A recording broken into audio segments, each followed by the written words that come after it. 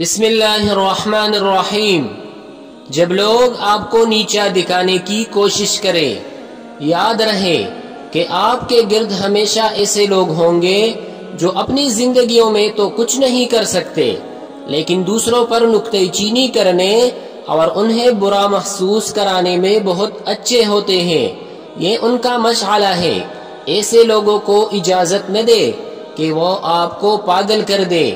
ان کی تنقید کا خلوص کے ساتھ جائزہ لے۔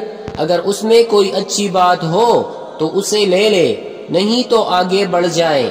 خود کو یاد کروائیں کہ آپ پھر کامیاب ہوں گے اگر آپ اس قسم کے لوگوں کے ساتھ لڑنے اور الجھنے سے انکار کر دے۔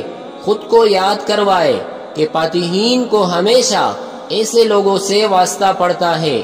یہ ہر فاتح کو بتاتے ہیں کہ کیوں کوئی چیز کام نہیں کرے گی یا وہ کیوں اچھی نہیں ہے۔ خدا نے آپ کو دکان دیے ہیں، انہیں استعمال کرے۔ ایک کان سے سنے اور دوسرے سے نکال دے، بلکہ معاف کر دینا چاہیے۔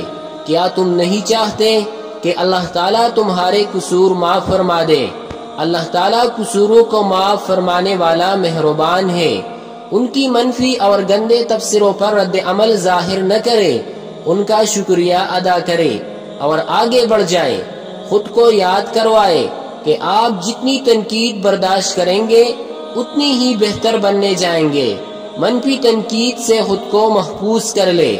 خود کو یاد کروائے کہ ایسے لوگ نفسیاتی طور پر بیمار ہوتے ہیں۔